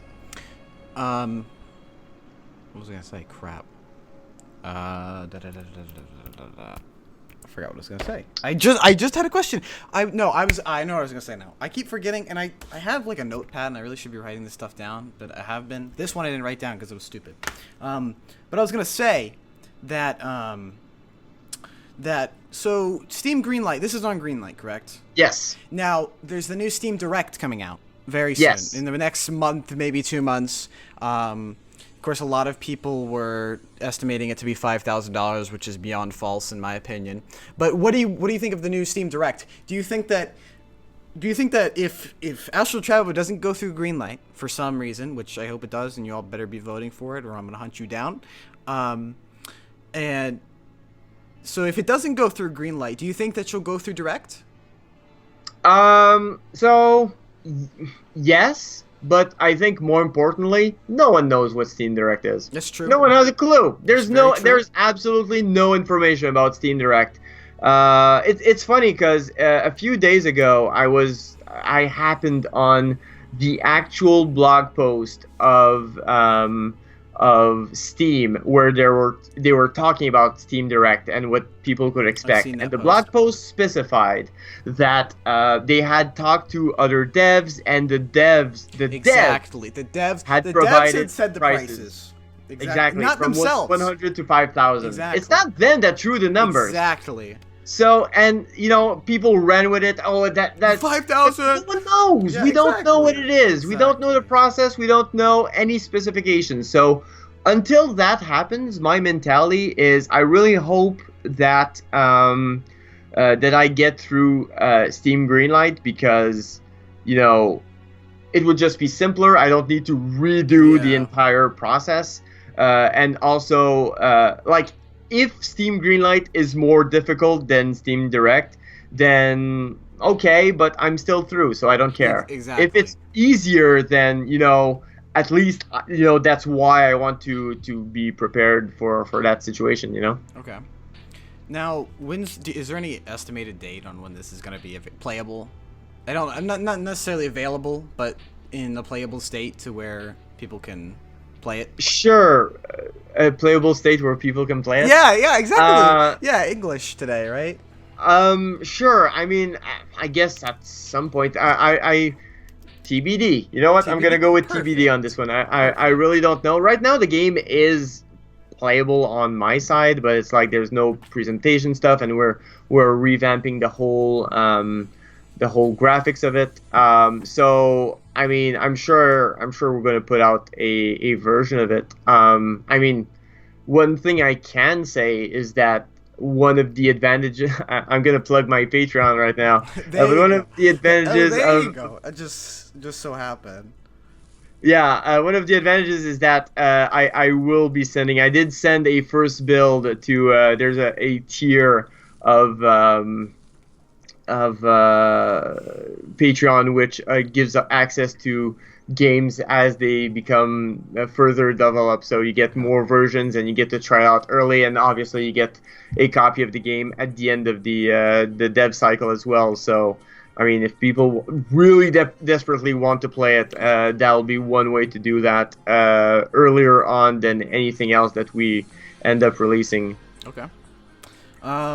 I guess we're kind of coming to a close in the next couple of minutes. I kind of wanted to ask, if I know a lot of people, I think a lot of people, even especially the younger generation today, a lot of them are like, I want to make games, I want to do this. Where do you start? Do you have any tips for people? And I think, because I know, when I was in high school, or still am, but you get the point. All right, a lot of people will ask that, like, they'll ask, oh, I want to make games, I want to do this, and a lot of people say that. Where do you start in that? Yeah. Sure. Well, I think again, I feel like nowadays it's really great because the tools are so much better than they were back in my days. I mean, I do come from an era before the internet. That's how old I am. I got the internet when I was 15, I think, 14 or 15. So things have certainly changed since then. Right now, there are so many tutorials, tools available. I really like Unity because for me, Unity spoke to me. Within 30 minutes of using Unity, I understood what it was about. I understood the workflow. Like, I really, really love those tools. And that's because I had a Flash background, and I felt like both were very similar in some of the mentalities. Okay. I know a lot of people love Game Maker, so... Oh, yeah, that's another big one. I'm not a fan of it, but I know a lot of people are, and I get the feeling that might be a great tool for maybe people who are a bit less technically inclined. Maybe the tools might be a little bit easier to use. Making games takes time, and that is, I think, the most important thing that people need. People need to have patience. They need to have time, even beyond start. Like, if you're so in a rush to start and to just do stuff, well, just keep in mind that making a game takes months, or it can, well, years, depending on the type of games, like months or years or weeks or however long it takes. So maybe less than what tools to use. What I would say is make something small for your first stuff. Don't start on your dream. Never start on your dream project, because you'll never figure that out. That is That's way true. whatever your dream project. I did not do my dream project yet. Whatever it is, you need more resources, you need more knowledge. It's not gonna happen. But what you can do is just build up to it, and you can do smaller projects. You can make a Tetris game. You can make a Breakout, a Pong, whatever it is, and it'll take 1 or 2 days or a week or 2 weeks or however long it takes. But the thing is, you're going to learn so much during that process, and you can, every game is, every complex system is a series of simple systems. Okay. So you're going to learn a lot of simple systems by making those simple games, and then when you're moving up to more complicated systems, you'll be able to break it down and say, okay, well, it's not I want to make this game. I want to make this and this and this and this and this and this, and it is part of this big game. Exactly. I know a lot of people do that. They'll start with smaller projects and kind of work their way up. It's definitely what I recommend. And you don't even need to start by making your game. You can make levels in Mario Maker. And in Mario Maker, the cool thing about making levels is that it doesn't teach you how to make games, but it as a whole, but it teaches you how to make levels, how to pace levels, what is fun, what is not fun, why is it fun. You get to play with Mario a lot and a lot of types of Mario, so you get to test out different jumps and different, you get a sense for a lot of the subtleties, I think, when you start with like that, or mods or other platforms. Okay. And I know you like Unity, and I personally like Unity as well. Where did you go about learning Unity? Did you watch the official tutorials? Did you go on YouTube? So you know that thing I told you not to do? That's what I did. Oh, here you go. Okay. But that's what I did because I had experience. When I started working on Unity, I had been a programmer for the past 10 years already professionally. So I didn't come into it blind as a programmer. I just needed to understand how Unity works. And what I did is I found a tutorial. I'm not big on video tutorials. I prefer text tutorials because you can kind of skim and go fast and focus on the stuff that you want to focus on. Personal preference. Yeah. Go with stuff that you guys prefer. And I had a tutorial that probably taught probably a platformer. So I did a simple platformer, and I did that tutorial for about half an hour, and afterwards I just went into Unity and I knew how to use it. And obviously not the whole thing, but there's enough foundation that you can start exploring. There was enough where I could start exploring on my own and really get a lot and just understand how Unity works from there. And Unity is a great system because there's not that much complexity. Everything revolves around these components, and there are a lot of lists of components, so you can kind of use those to figure out what to do and how to do it. Yeah. Okay. Well, that was pretty much all I had planned for today. I was just going to kind of open it up for questions from chat. I know some people had some, and I know Graham had mentioned. You talk about LUD textures. What is a LUD texture? Yeah, so a LUD texture is kind of a color palette that you establish, and it's this weird thing where, let's say you have a scene where you have all of these bright colors and you have reds and blues and greens, just to explain what colors are. And if you have a LUD texture, you can say, well, the reds actually display them as blues. So in that case, it would kind of create a scene that has more greens and blues, and it changes the whole tone of the scene. Okay. It's basically it's color grading basically. So it kind of gives a lot of atmospheric effects. It gives a lot of you can do a lot of stuff with lighting, and you can brighten a scene. You can just create a lot of ambiance stuff with those textures, and you can even blend different LUD textures together. So for instance, if you were outside, well, you might have a texture that's very saturated and have very saturated in colors, and as you move towards the interior of a cavern. Maybe you want to have more enhance more the reds and those types of tones, and you would, as you move through the cavern, you would kind of translate between the outside brightness and the cavern to Okay. have that very elegant effect. And I know Liam asks a good question. He says, "How do you feel about copycat mobile games earning lots of money?" Like, and I know there's a bunch of Flappy Bird clones that did just that. It sucks. Nice. Well, obviously, it's funny because it feels now it just feels like Boris giving me leading questions, which is pretty funny. But you know what? That's fine. That's absolutely fine. It is a shame that like the mobile market and the PC market are in some ways very different because I feel like the PC market you can even if you don't have a strong start, your game still persists through time, and a year from now people will still buy the game because they see it 75% off or however it is. But for the mobile game, the mobile market, I feel like it's all about marketing, and it's all about you need to make a huge impact immediately, and if it doesn't work, then you're kind of screwed. And I think a lot of people kind of miss that point. They're gonna see this one thing, and then they'll say, "Well, I'm gonna copy it, and I'll have that level of success." And some of them do, but most people don't really. Okay. Because even if one or two or three Flappy Bird clones finds success, there are a billion Flappy Bird clone. For every Flappy Bird clone that's successful, Exactly. there are thousands which are not. And I think it's important to remember that specifically.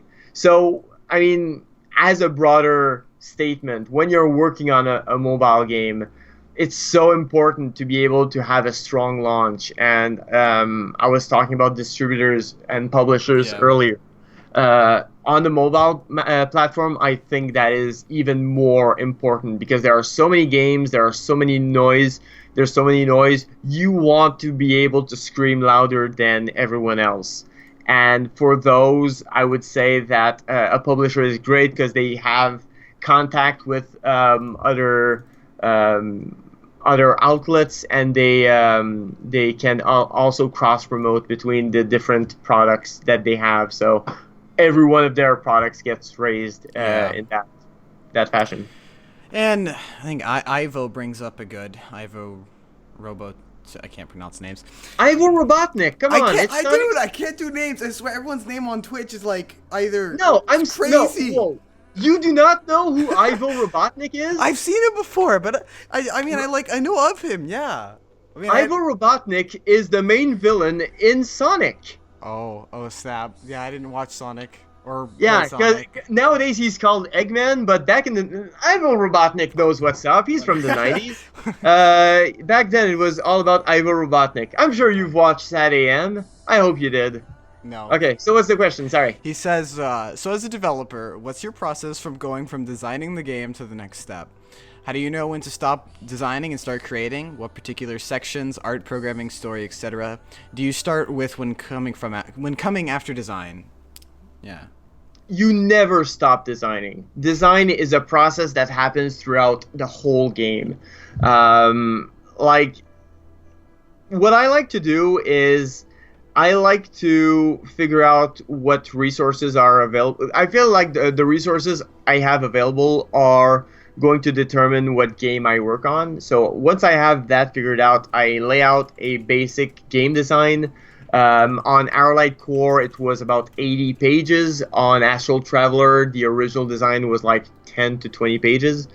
And I try to determine, okay, what is this game? Okay, there's these types of obstacles. This is the purpose within the game, and there are X amount of levels, and kind of a roadmap for the entire playthrough of your level. Yeah. And once you have that, then you start. Me personally, then I start working on the game. I start programming, but it'll evolve because even on Astral Traveler, we struggled for a few months. Like right now, we have shooting, we have jumping, and we have phasing, which gives us bursts of speed in some cases. But the first few months, we didn't have any of that, and we were looking for what are good, fun gameplay elements to bring, and sometimes you can figure those out on paper, especially when it's stats. Statistics, I feel, work well on paper. Stuff like Our Light Core, which was all stat driven. But for gameplay, then it's great to have a prototype and say, okay, well, that idea worked, that idea didn't work. And I also think that it's important to be able to be objective about what you bring. Okay. So when you do something, you need to, don't love it because you did it, and don't hate it because you did it. You just look at it like from afar and say, okay, this is great because it worked with this, and this is great because it makes me feel that rush. And don't be biased because you've been working on the same thing for like 6 months and you know the system, through and through. If you get tired of a system, that might be because you've been working on it for X amount of time. It might not be a symptom of the system. So it's good to get feedback from people as well and say, okay, well, I like this, I didn't like this. And, they can give some ideas that way.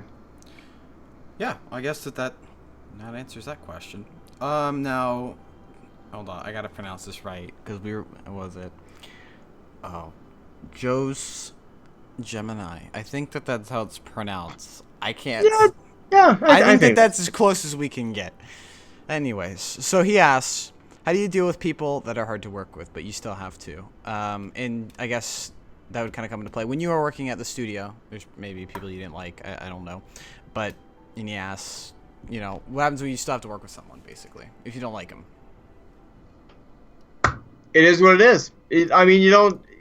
When you don't have a choice with something, you just suck it up and you just do the work. There's no. It's one of those situations where it sucks, and I know that people say, "Oh well, try to find a common ground and try." Like I actually try to do that. Maybe not with right now, because I'm working for myself. I get to choose who I work with. Yeah. And people have to suck up to me because I'm the mean one.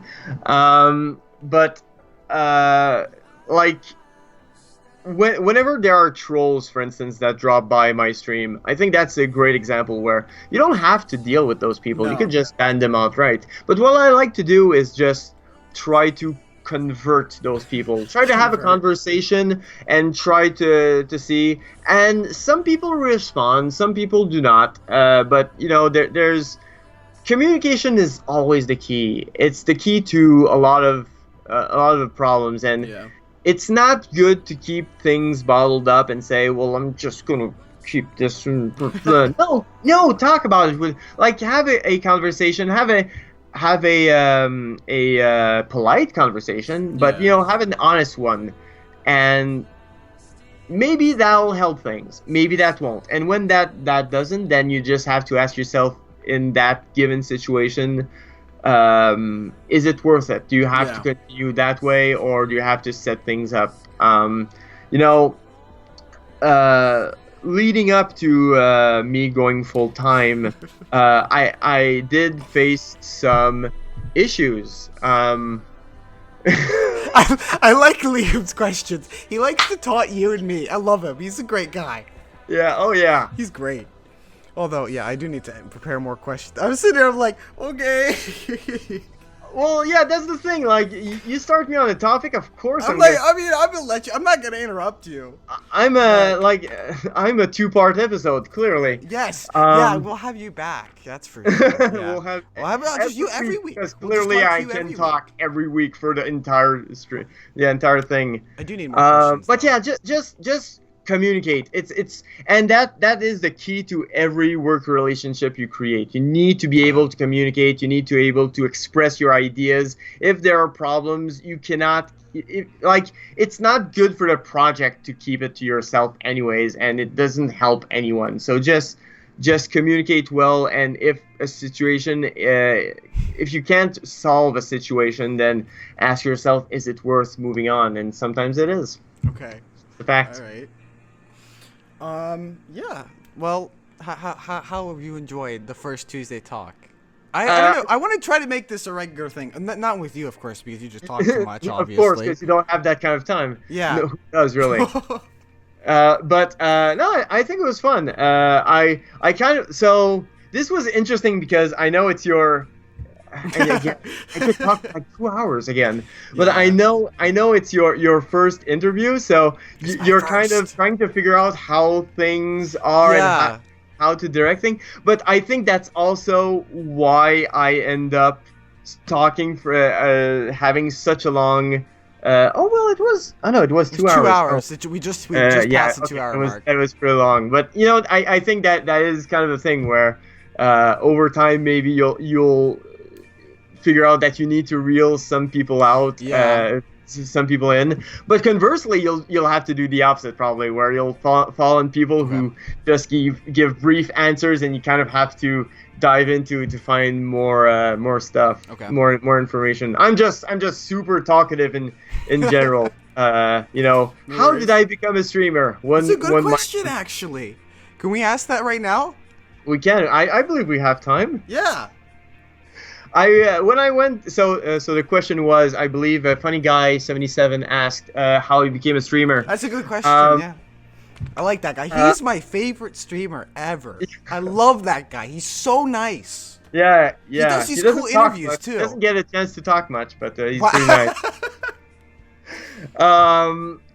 I became a streamer. I actually started last June, I believe, because when I went to PAX, I met some people from Twitch, and okay, maybe I could try this whole streaming thing on Astral on Our Light Core.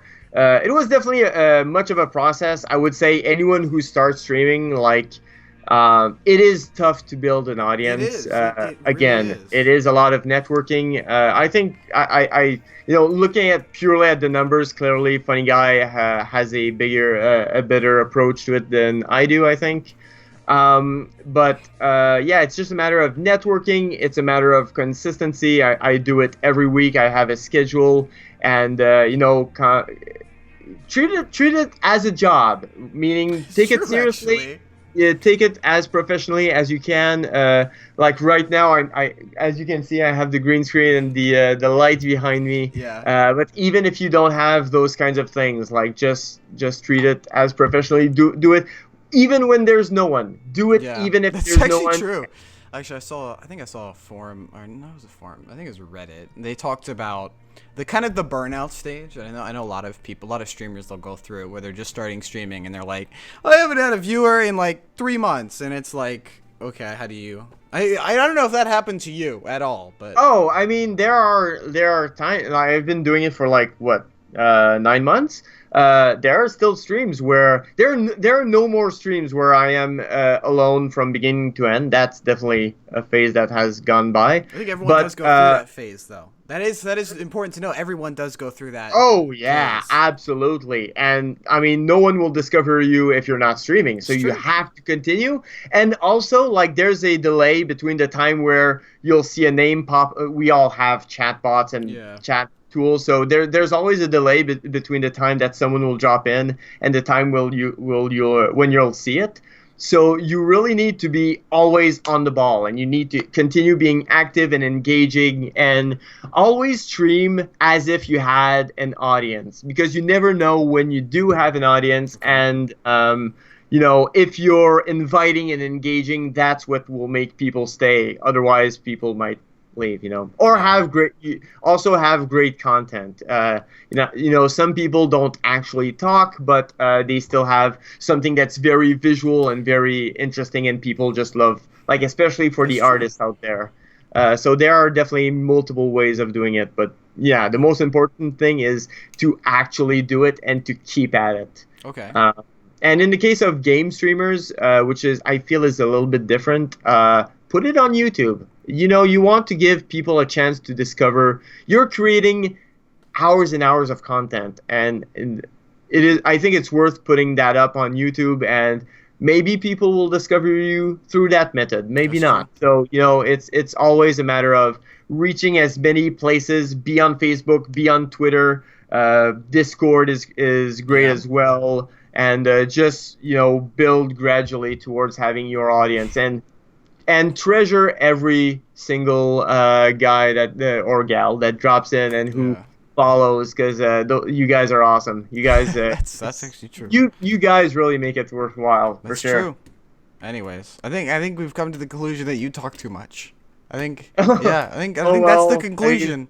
That's what chat has spoken. Give me your torch. You've been banished from the island, okay? you know what? You You know ever what? seen What's the Survivor? funny It's a good thing? show. When this, so I have a stream tonight as well. If you want Yeah, to there hear you more go. talking. Kevin streams at twitch.tv. Actually, I think I actually have the link. Let me hold on. Yeah. I got this. But the funny thing is, when I'm not streaming, I'm silent. I mean, I'm not even someone who's super outgoing. You might think so. You might think, oh, Kevin, blah blah blah. No, I'm not. I'm not an extroverted guy. I just happen to. Oh, you start me? Okay, well, I'm gonna go. I'm gonna go until you stop me. Yeah. Anyways, actually, I think Starlight Skies, another great streamer, brings out a thing. It's best to be part of a community before you stream. Twitch is Yes. much about watching as viewing, because I think a lot of people, if people know you from another community and you're very active, I think more people are inclined to come to your stream. It's like, oh, I know this guy. I've talked to this guy before. Let me go watch him. Absolutely. I do agree. I mean, I'm gonna be totally honest. I don't watch a lot of other streams. The fact is, like I said, I work 12, 16 hours a day. When I'm not streaming, I have to do other stuff. I had to do taxes. I had to do, like, I am running a business.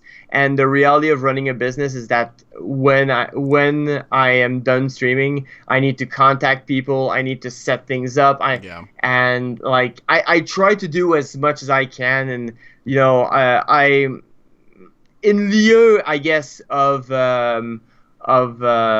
following a Yeah. ton of other streamers. What I do try to do, like, I think raids are amazing, and they A are ra- a great way to. Yeah. And I do try to do these as much as possible, like bring my audience to show off other projects, and hopefully profit. Especially, like, I like to target the smaller people. There are a lot of very known streamers That's like true. Quasi. There's Hardly Difficult. Those are the big boys. Exactly. And I don't tend to target those guys because they have such a big audience. They Yeah. don't need my help, but I like to help the smaller people, help them out. And once in a while, you stumble upon a project that is so cool, and one It's true, actually. who just manages to do a lot of cool stuff. Okay. Well, that was the very first. That's all I had planned, actually. That Yeah. was the very first Tuesday talk. I don't know. I don't even know if that name is great, but it's something I came up with randomly. You know what? It has two T's, so it's Two amazing. teeth. Yes. know? Perfect. Well, I appreciate everyone Alliteration, I believe. hanging out in chat. Oh wait, no, hold on. Graham has a question. Graham has a question. He's got a question. He says, "What's your main goal for streaming? There's so many great reasons. It's for money, of course, right? Money and fame, correct? That's Money right. and fame, exactly. It's perfect. Yeah. What are my main goals? I like when I tend to watch, like, it's a lot of entertainment, honestly. I like to Yeah. interact with people. I like to talk with people. Obviously, it's a great tool to promote your game, and it's a great way to put it out in the ether. But I really I like to get in touch with people, and I like to talk with them, get to know them, and I don't have any numbered goals as far as streaming goes. As you've mentioned, Starlight Skies, like, you mentioned a lot of great points for what makes a great streamer. It's true. And I don't think that I am a great streamer, because the same way a great game developer is not just making a great game, but it's also going out, promoting the game, and all those extracurricular tasks. I think a streamer needs to do kind of the same thing. For me personally, making games is at the top of my list, and streaming comes second. Okay. And that also becomes a reality where, okay, I have time to dedicate to something, what am I going to do it? I'm going to put it on marketing the game. I'm going to do it on game dev groups more than I will streaming groups, basically. So I mean, it's a sad reality that there's not enough time in the world. That's true. And I do my best, but ultimately, right now, my priority is more on making games than streaming games. Okay. Yeah. That answers that. Now, that was all I had planned for the entire day. And I think I do need to add some more questions in the coming... Yeah, because clearly future. what we need is more talking. Yeah, we need more talking, of course. Yeah. Of course. Yes, of More course. questions. This needs to be a 48-hour stream. Of really. course, yeah. How about just, 48 hours Yeah. sounds good, and I'll just leave it run the whole time. Yeah, you'll just go yep, and you can just put an animated GIF of yourself. Because clearly, I'm not gonna stop. I don't even need to be here. Couldn't I just make Couldn't I just make like a video or something and then just have it go, yep. Yeah, pretty much. And then ask questions like every once in a while. You know what I mean? It'd be perfect. Anyways, exactly. That's it. That's all I'm doing. That's all I'm doing for today. It's been fun. I appreciate everyone hanging out. Actually, can we do a raid? I think we can actually do a raid today. Who's streaming? I want to say one last thing because I did read something interesting in the chat. Because I feel that what I need to do is talk more. Matty Jeff. Just call him Matt. Just call him Matt. I tell you, names are too hard these days. Matt has an amazing attitude. I've been into game development for 2 to 3 years and only earned $10, but I still love it. First of all, whatever you choose to do, streaming, game dev, or whatever else, you need to love it. You need to be passionate about it, and that passion is going to drive you through a lot of the turmoil. And I've mentioned a lot of the issues that I encountered, but ultimately, what do I want to do? I want to make games, and that does drive me a lot. And I think that, the people need to find what drives them and then focus on that kind of stuff. Okay. Yep. Yeah, well, that's it. Okay, is there anyone else? I was going to do a raid, because I do like the whole hosting and raiding system. I don't know what our raid call should be, though. I really don't know. Because, see, this is the first. So it's got to be something Tuesday Talk related, though. You know what I mean? Yep. What's our raid call? I don't even...